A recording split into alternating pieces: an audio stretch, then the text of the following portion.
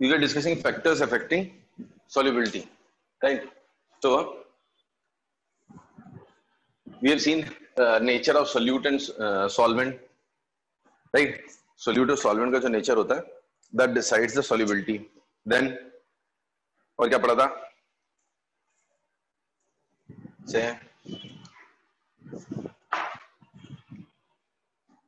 बताओ, किसी को याद है कुछ? के सब गया?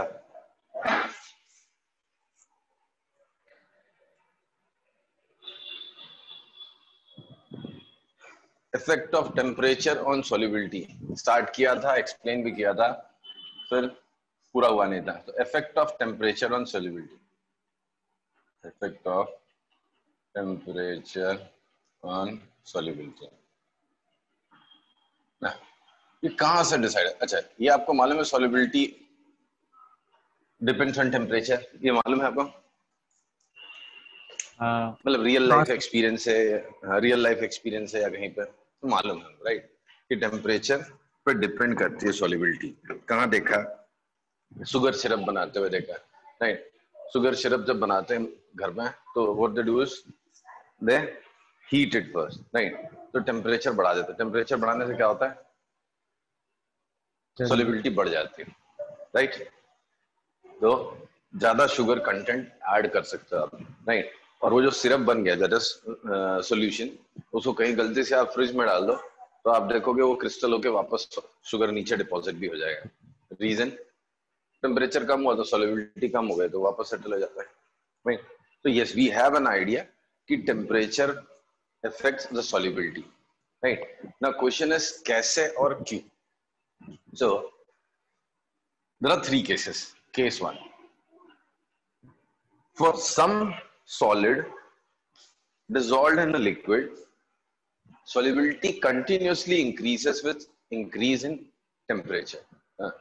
तो कुछ केस ऐसे होते हैं जिनमें solubility, few solids, I'll say not all but few solids, increases continuously with increase in temperature, कुछ ऐसे सॉलिड्स होते हैं, लाइक एग्जांपल्स भी दिए होंगे बुक में, KNO3, NaNO3, NaCl एक्सेट्रा. इन सबकी सॉल्युबिलिटी इंक्रीज होते जाती. If you draw solubility curve is what? Solubility plotted versus temperature. तो सॉल्युबिलिटी कर्व उनका इंक्रीजिंग ही दिखाएगा हमेशा, राइट? किसी का कम, किसी का ज्यादा स्लोप, बट इस मोनोटोनिकली इंक्रीजिंग, बढ़ता जाएगा तो बढ़ता जाएगा, राइट? डिक्रीज नहीं होगा, राइट? देन ऐसा होता क्यों? तो explanation for this is 11th standard में इक्विलिब्रियम पढ़ा था हमने. जब भी प्रोसेस में इक्विलिब्रियम हो तो extent to which the reaction or process progresses in any direction is affected by some changes, right? Le Chatelier's principle पढ़ा था हमने. इक्विलिब्रियम खुद को शिफ्ट कर लेता है किस डायरेक्शन में? जिस डायरेक्शन में वो चेंज को नलीफाई कर सके, right? The direction in which it can nullify the change. So let's see solubility. Solubility क्या है? Solubility में भी हमने देखा था when you dissolve a solid in a liquid, two processes takes place simultaneously. One is dissolution, other is crystallization. और उन दोनों में एक equilibrium set हो जाता है. जब equilibrium आ जाता है तो उसको we call saturated solution, right? तो यहाँ पे solute plus solvent plus heat gives solution, ऐसा कुछ है. Solute plus solvent plus heat gives solution, right?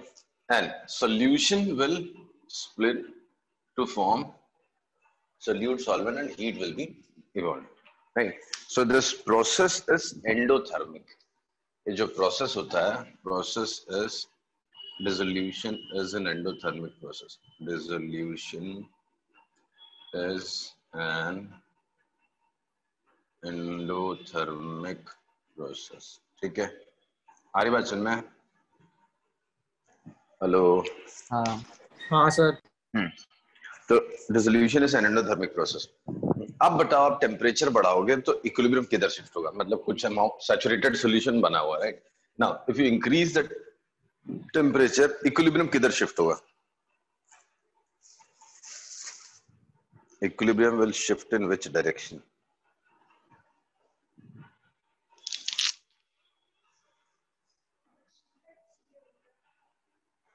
बोलो।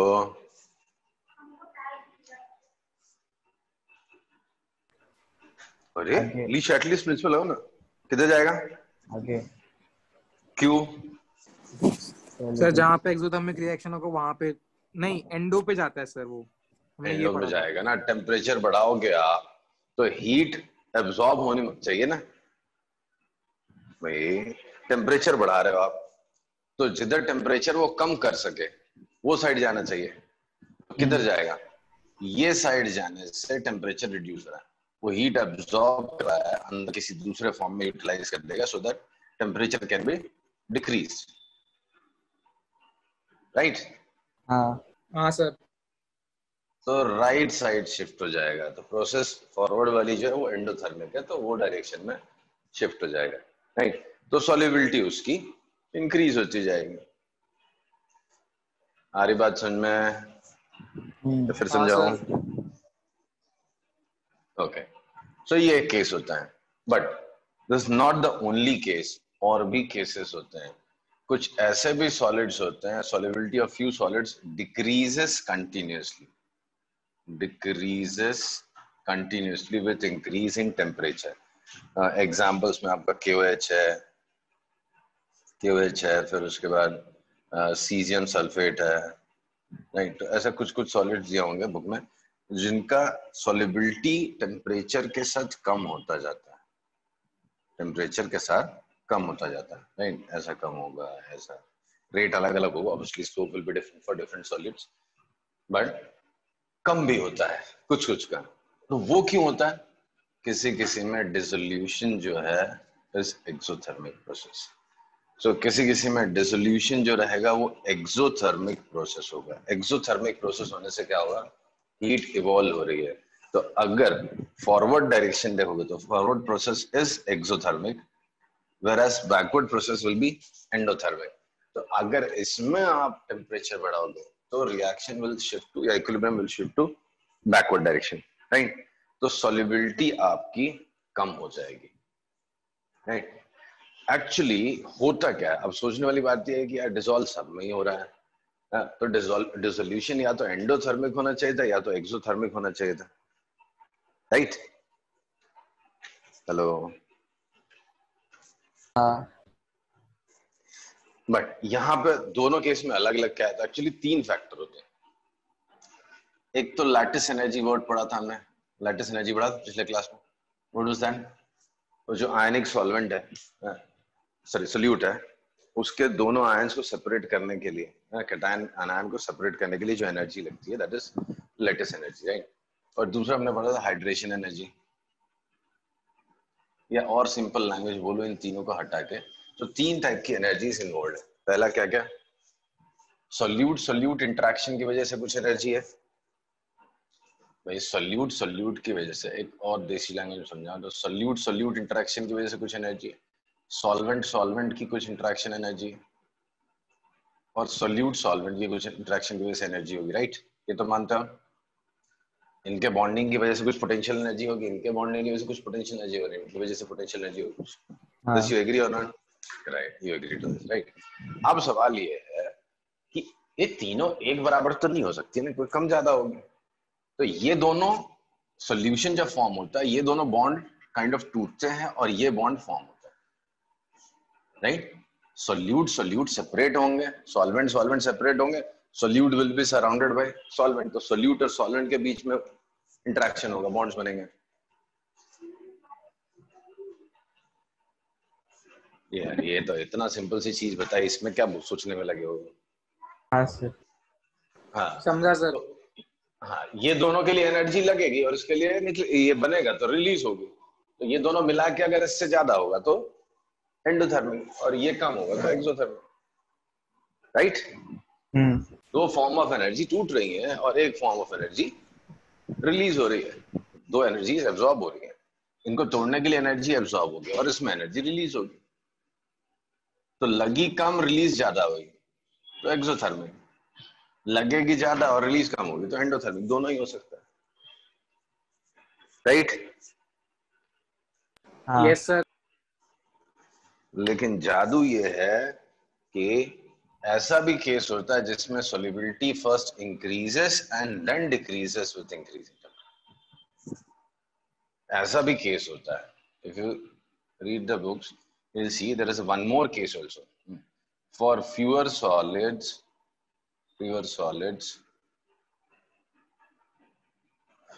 solubility first increases,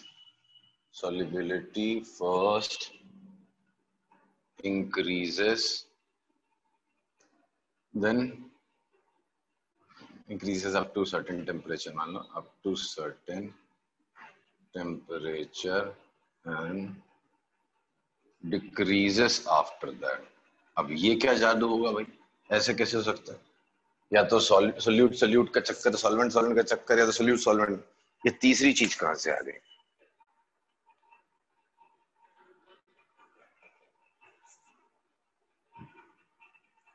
ये तब हो सकता है जब सॉलिड का फॉर्म ही चेंज हो जाए, एक पर्टिकुलर टेम्परेचर तक सॉलिड किसी और फॉर्म में है और बाद में किसी और फॉर्म में आ जाए। The best example is hydrated form से एनहाइड्रस फॉर्म में शिफ्ट हो जाना। फॉर एग्जांपल सोडियम सल्फेट अगर आप देखोगे ना तो Na2SO4 हाइड्रेटेड फॉर्म में कंटेन्स Na2SO4 10H2O, राइट?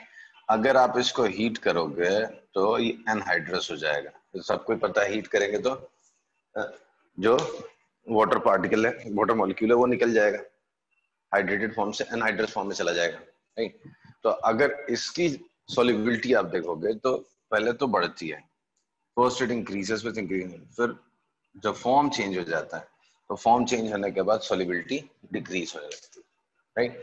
जैसे rough graph, I don't remember exact graph, ऐसे कुछ होता है, पहले सॉल्युबिलिटी बढ़ेगी, फिर एक पर्टिकुलर टेम्परेचर के बाद सॉल्युबिलिटी कम होने लगती है, राइट? क्यों? सॉलिड ही चेंज हो गया ना, एक फॉर्म से दूसरे फॉर्म में चला गया, राइट?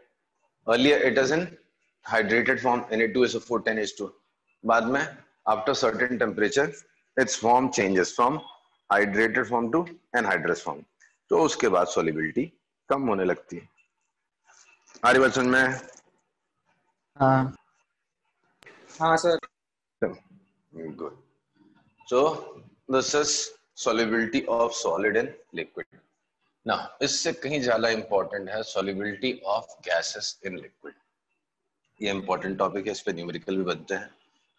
तो solubility of gases in liquids. Solubility of gases in liquid. So, अब solubility की बात करूं तो सॉरी गैसेस की बात करूं तो पहली चीज तो स्टेटमेंट में दूंगा, almost all the gases are soluble in water, ठीक? ऑब्वियसली solubility सबकी अलग है, तो टू डिफरेंट एक्सटेंट, कोई ज्यादा डिसॉल्व होगा, कोई कम डिसॉल्व होगा। हमारी बात समझ में? तो पहला स्टेटमेंट क्या बोल रहा हूं मैं आपको, all the gases are soluble in water to some extent, ठीक? ये बड़ा इंटरेस्टिंग टॉपिक है, solubility of gases in liquid। तो पहला स्टेटमेंट क्या दिया मैंने, almost all the gases are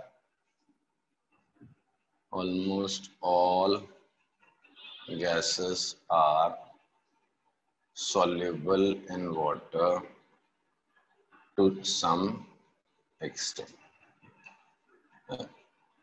कम ज्यादा सबका अलग अलग है, किसी की सॉल्युबिलिटी ज्यादा है, अमोनिया की सॉल्युबिलिटी ज्यादा होगी, कार्बन डाइऑक्साइड की सॉल्युबिलिटी ज्यादा होगी, ऑक्सीजन की सॉल्युबिलिटी कम होगी, अलग अलग होगी, बट सब ही सॉल्युबल है। All of them are soluble in water, right? Some gases are also soluble in organic solvents, ethyl alcohol और सब में भी कुछ गैसेस सॉल्युबल होती हैं, राइट? बट वापस से वही वाली बात हो गई, टू सम एक्सटेंट। तो क्या यहाँ पे वो डिसोल्यूशन और क्रिस्टलाइजेशन का फंडा होता है? यस, यहाँ पे भी फंडा होता है, बट यहाँ पे डिसोल्यूशन और क्रिस्टलाइजेशन नहीं होता। यहाँ पे डिसोल्यूशन और वेपराइजेशन समझ लो आप, डिसोल्यूशन और वेपराइजेशन जैसा, भले एग्जैक्टली वेपराइजेशन तो नहीं बोलना चाहिए मुझे, बट फिर भी कैसा, ये गैसेस है, ये सॉरी ये सॉल्वेंट है, लिक्विड सॉल्यूशन, इधर पे गैसेस है, राइट। तो दीज गैसियस पार्टिकल्स, अब आप उनको पानी के अंदर डुबा के स्टर नहीं कर सकते, obviously you can bubble out those gases through the liquid also, but वो ऐसा स्टर करने जैसा कोई फंडा होता नहीं। होता क्या है, ये पार्टिकल्स लिक्विड सरफेस से जब टकराते हैं तो लिक्विड फेज में चले जाते हैं। ये जो गैसियस पार्टिकल है वो इससे टकराया तो कूल होके वो इसके अंदर चला जाता है, right. At the same time इसके अंदर जो गैसियस पार्टिकल्स हैं वो भी एस्केप कर जाते हैं, राइट। उनके अंदर इतनी काइनेटिक एनर्जी होती है कि सम ऑफ देम विल एस्केप। आ रही बात समझ में? हाँ सर। हाँ, तो एस्केप करने का चक्कर जो है, गैसियस पार्टिकल जो उसके अंदर से वो एस्केप भी करेंगे, उसको हमने वेपराइजेशन बोल दिया है। तो लिक्विड के वेपराइजेशन होने की बात नहीं हो रही, वो अगले टॉपिक में आएगा। बट ये जो गैसियस पार्टिकल अंदर है वो भी वेपर फेज में वापस चले जाते हैं, और जो गैसियस पार्टिकल्स हैं वो वापस से लिक्विड फेज में भी आ जाते हैं। तो डिसोल्यूशन एंड वेपराइजेशन समझ लो ऐसा बना है, राइट। तो टू सम, चलिए अगर यहाँ पे बहुत ज्यादा गैसियस पार्टिकल्स होंगे तो वो डिसोल्यूशन बढ़ा देंगे, ज्यादा पार्टिकल्स बार बार टकराएंगे इससे, तो गैसियस पार्टिकल्स ज्यादा अंदर जाएंगे और बाहर निकलने वाले कम हो जाएंगे। बट फिर जब ये अंदर चले जाएंगे, बाहर निकल वाले बढ़ जाएंगे, तो कभी ना कभी ऐसा हो जाएगी दोनों प्रोसेस वापस से इक्विलिब्रियम में आ जाएंगे, राइट। हेलो, हाँ हाँ सर। दोनों प्रोसेस वापस से इक्विलिब्रियम में आ जाएंगे। तो फिर से वही चक्कर हो गया, सैचुरेटेड सॉल्यूशन फॉर्म हो गया। जब इक्विलिब्रियम बन जाएगा तो जो सॉल्यूशन बनता है उसको बोलते हैं saturated solution, right. Now saturated solution बन गया तो I can define solubility as I said earlier. Solubility कुछ नहीं है, solubility is concentration of saturated solution, खत्म है, राइट। तो सैचुरेशन आ गया तो उस टाइम में जो अमाउंट ऑफ गैस डिसॉल्व्ड है, right, per unit volume of the solvent, that itself is known as solubility, right। दो अलग अलग तरीके से आप डिफाइन कर सकते हो solubility गैस के टर्म्स में। अगर बात करो तो volume of gas measured at, all the measurements are done at STP, volume of gas that is dissolved, that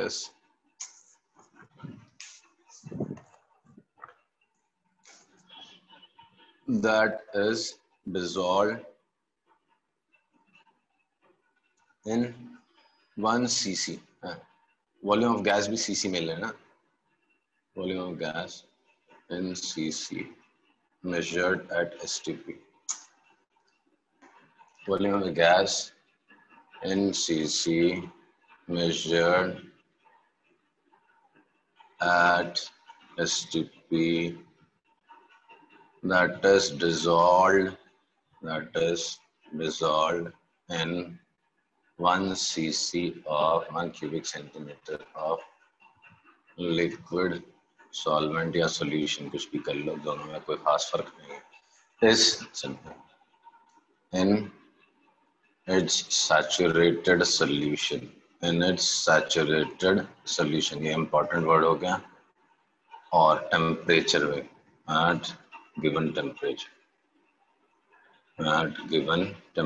क्योंकि टेम्परेचर से भी सॉल्युबिलिटी बहुत ज्यादा चेंज होती है, वो देखेंगे अगले टॉपिक। सो सॉल्युबिलिटी अगर आप गैस की डिफाइन करो, वैसे तो सॉल्युबिलिटी कोई बड़ा चीज नहीं है, वापस से बता दो। किसी भी चीज का सैचुरेटेड सॉल्यूशन देखो आप, सैचुरेटेड सॉल्यूशन में किसी भी गैस के, सॉलिड के, लिक्विड के, whatever it is, saturated solution में जो कॉन्सेंट्रेशन है वही आपकी सॉल्युबिलिटी। ठीक, तो volume of gas in cc measured as STP that is dissolved in 1 cc of liquid solution in its saturated solution at given temperature is known as solubility, और कोई दूसरे तरीके से आप एक्सप्रेस कर सकते हो उसको सॉल्युबिलिटी को, और कोई दूसरा तरीका? ये तो परसेंट V/V जैसा आपने कर दिया, राइट, परसेंट V/V हो गया। और कोई तरीका? ढेर सारे तरीके हैं, मोलालिटी बना लो, मोल फ्रैक्शन दिखा दो, मोलारिटी दिखा दो, any of them you can use. Hello, हाँ सर। हाँ तो सॉल्युबिलिटी आप एक ही तरीका नहीं एक्सप्रेस करने का, और भी तरीके होते हैं। Solubility you can express as molarity, molality, mole fraction, so there are different ways to express solubility। अगर बड़ी बात करूं, ओवरव्यू बोलूं, मतलब ऊपर से बोलूं तो solubility is what? concentration of saturated solution। ठीक है, अब देखो ये किन फैक्टर्स पे डिपेंड करेगा? फैक्टर्स अफेक्टिंग solubility of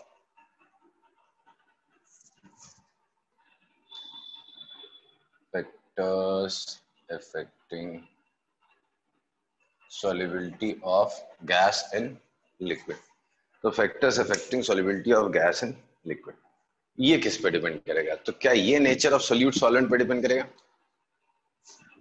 बोला, इस पे डिपेंड करेगा, nature of gas and liquid solvent. बोलो, इस पे डिपेंड करेगा? यस, डिपेंड करेगा। लास्ट टाइम जब सॉलिड का सॉल्युबिलिटी हम पढ़ रहे थे in liquid, solubility of solid in liquid जब पढ़ रहे थे, तभी हमने क्या देखा था? किस पे डिपेंड करता है? क्यों, मतलब nature of solute and solvent पे कैसे डिपेंड करता था? किस एक आध स्टेटमेंट याद है? अभी लास्ट लेक्चर में पढ़ा था हमने। बोलो, solubility of solid in liquids में भी हमने टॉपिक पढ़ा था कि depends on nature of solute and solvent. क्या चक्कर था, क्या कहानी थी वो? लाइक डिसॉल्व्स लाइक था। हाँ सर। पोलर या आयनिक सॉल्वेंट सोल्यूट होगा तो it is more soluble in water, right? And non polar होगा तो it is more soluble in what? बोलो, ऑर्गेनिक सॉल्वेंट। यहां पे भी थोड़ा चक्कर तो होता है, इसके उस चक्कर के साथ इन एडिशन टू दैट और भी एक चक्कर होता है। वो क्या है? कंपाउंड फॉर्म कर लेगा। जैसे ऑक्सीजन वाटर में डिसॉल्व होगा तो कोई कंपाउंड फॉर्म होगा? नहीं फॉर्म। हाइड्रोजन नहीं फॉर्म करेगा, नाइट्रोजन नहीं फॉर्म करेगा, तो ये लेस सॉल्युबल होते हैं। जबकि अमोनिया अगर बोलो आप, तो अमोनिया वाटर में डिसॉल्व होता है NH4OH फॉर्म होता है, राइट? फिर कार्बन डाइऑक्साइड भी डिसॉल्व होगा, H2CO3 बना लेगा, राइट? तो ऐसे कुछ कंपाउंड्स होते हैं जो डिसॉल्व होता है, मतलब उस वाटर के साथ एक कंपाउंड फॉर्म कर लेते हैं। तो these are less soluble as compare to this one in water. Less soluble in water, soluble in water। dissolve सारे होते हैं, remember, सारे ही gases, all the gases are gets dissolved in water but to different extent। तो ये भी dissolve होती। अगर oxygen water में dissolve नहीं होगा तो फिशेस ब्रीथ इन नहीं कर पाएंगे, राइट?